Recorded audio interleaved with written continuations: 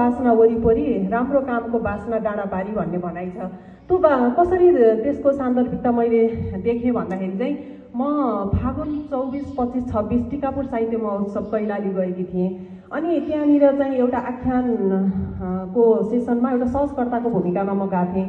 अनि गइसकेपछि त्यहाँका सर्लक्क बसेका दिदीबहिनीहरूको लागि पनि त हामी केन्द्रबाट गएका साहित्यकारहरूले त केही योगदान दिनु पर्यो नि भनेर मैले के उदाहरण दिएँ भन्दाखेरि चाहिँ अभिनव साहित्य समाजले गरेको एउटा उदाहरण दिएँ, जसले गोकर्णेश्वर नगरपालिकाबाट बजेट निकासा गरेर उसले त्यहाँका महिला दिदीबहिनीहरूलाई आत्मकथा प्रतियोगिता गराएको थियो।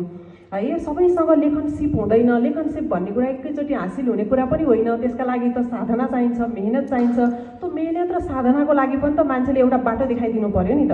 त्यो बाटो देखाउने काम कसले गरेको थियो भन्दा गोकर्णेश्वर नगरपालिकाले बजेट दियो, त्यो अभिनव साहित्य समाजले सहकार्य गरेर आत्मकथा प्रतियोगिता गर्यो। त्यो आत्मकथा प्रतियोगिताको एउटा निर्णायकमा चाहिँ मैले पनि मौका पाएको थिएँ। ती कथाहरू यति चाहिँ मार्मिक थिए, यति मर्मस्पर्शी थिए।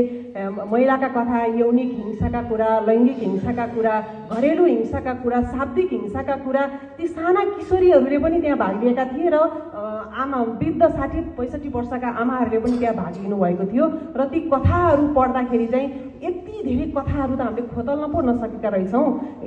उनीहरूलाई चाहिँ कुनै मापदण्ड नदिकन तपाईँले जस्तो आउँछ त्यस्तै लेख्नुहोस् भनिएको थियो कि लेखेपछि त्यहाँबाट राम्रा छानेका चाहिँ पछि किताब पनि प्रकाशन भयो। त्यो उदाहरण मैले टिकापुरमा दिएँ। यहाँको स्थानीय सरकारसँग यो टिकापुर साहित्य महोत्सवले सहकार्य गरोस् र यहाँनिर अर्को महोत्सवमा आउँदाखेरि त्यो किताबको विमोचन गर्न पाइयोस् हामीले भनेपछि त्यहाँ पर्न ताली बजाउनु भयो कि त्यहाँका दिदीबहिनीले। अनि कस्तो खुसी लाग्यो। अब म त्यसको लागि निरन्तर फलोअप पनि गर्नेछु। म महेश विक्रम शाह हुनुहुन्छ त्यसको संयोजक, उहाँले चाहिँ होइन के भयो यो कुराको पनि म भन्ने छु भनेपछि मञ्जुसी साहित्य समाजले पनि त्यो गर्न सक्थ्यो यो गोकर्णेश्वर गरे जस्तै। तर